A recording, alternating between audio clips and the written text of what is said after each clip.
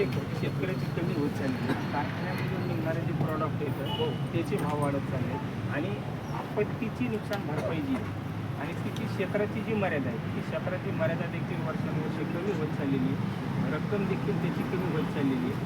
म्हणजे विमानामध्ये अपघात झाला तर माणसं मेले तिथं कोटी 2 कोटी मिळायला लागले.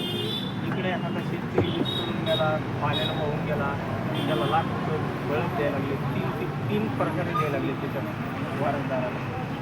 आणि आपली यंदाची जी फसवणूक केलेली आहे सरकारने 2 हेक्टरची मर्यादा केली, 8,500 रुपये फळबागासाठी दिली, बागायतीसाठी 13,000 दिली, 22,000 रुपये फळबागासाठी दिली. आता कालचीच न्यूज आहे अमरावतीमध्ये यांनीच आता नारायण भाऊनं दाखवली मला, एका शेतकऱ्याला KYC केल्याच्या नंतर जे एप्रिल मे महिन्यामध्ये पाऊस पडला होता तर त्या लोकांनी KYC केली, 1600 रुपये अनुदान पडले.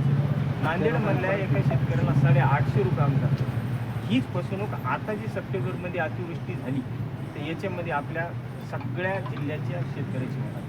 म्हणून आपली मागणी की पंजाब राज्याच्या धर्तीवरती पंजाब राज्याने NDRFमध्ये बदल केला आहे आणि 50,000 रुपये शेतकऱ्याला भरपाई दिली. तशी आपली मागणी किंवा 50,000 नका देऊ, पण आताची जी मदत तुम्ही घोषित केली ना त्याच्यामध्ये तुम्ही क्षेत्राची मर्यादा वाढवा आणि 10,000 रुपये परत वाढवा ना, ती एक आहे. दुसरी जी एक NSPच्या आता हा तुमच्याच आकाशेचा विषय केंद्राचा, आमची जी पिकं आहेत त्या प्रत्येक पिकाला 3,000 रुपये प्रत्येक क्विंटल दराने तुम्ही भाव वाढवून द्या, ती एक मागणी.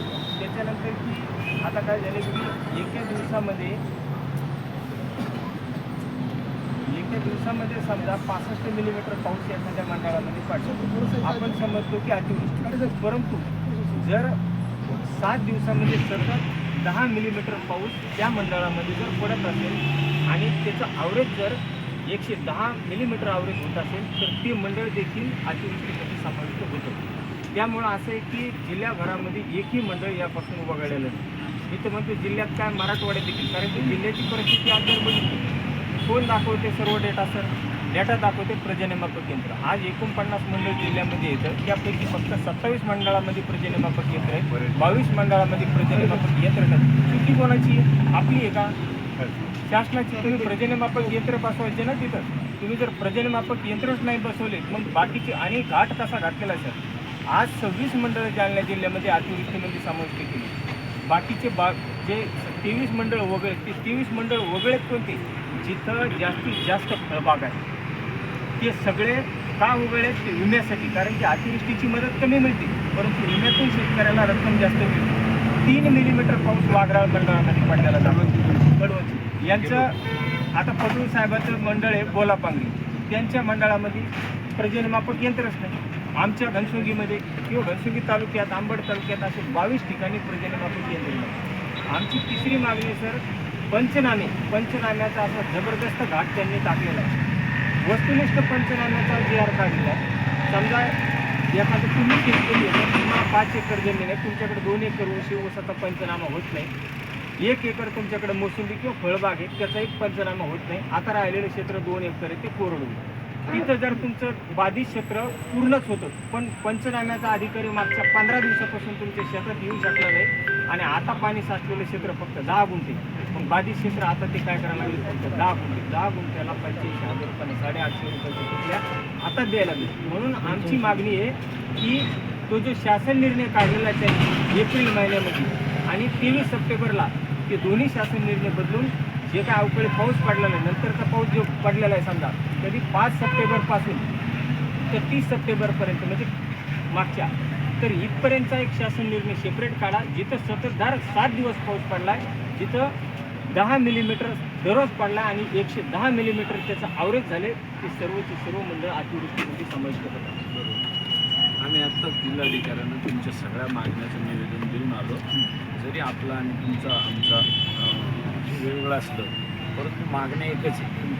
तर आपण कर्जमाफी असेल, जमीन खरडून गेल्या संदर्भात असेल, पिकाचं पाहणी करून, पण आमची सगळ्यात प्रमुख मागणी ही आहे जालना जिल्हा हा सरसकट ओलात सुगाळा म्हणून घोषित करावा. नंबर 1, कुठल्याही प्रकारचे पंचनामे करू नये. 1 नंबर बागायतामधले फळबाग विमा पिकाचे अनुदान.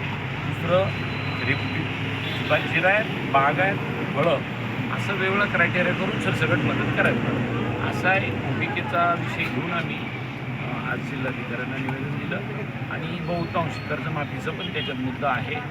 पुन्हा ज्या विहिरी खचल्या त्या शेतकऱ्यांसुद्धा 5 लाख रुपये एका विहिरीला NDRF किंवा SDRF ही सुद्धा ॲडिशनल मागणी आम्ही त्याच्यात केली.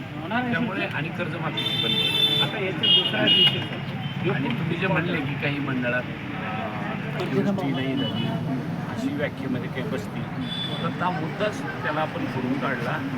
100% सगळा जिल्हा त्याच्यामध्ये घ्या आणि त्यांनी ते बऱ्यापैकी मंजूरही केलं. ते म्हणले आम्ही जाफराबादमधले काही मंडळं जर सोडले 2-3 तर बहुतांशी आपला जिल्हा कव्हर केला. आम्ही म्हणलं ते जाफराबादमध्ये सुद्धा तुम्ही म्हणल्याप्रमाणे सलग 8 दिवस पाऊस पडला. एका दिवशी 5 सेंटीमीटर नाही पडला पण रोज 10-20 जमीन पडत गेला. त्यामुळे ते जमिनीमधल्या सोयाबीनच्या मुळ्या, तुरीच्या झाडाच्या मुळ्या, कपाशीच्या झाडाच्या मुळ्या ह्या सगळ्या कुजल्या, सडल्या आणि ते उघडायला लागले.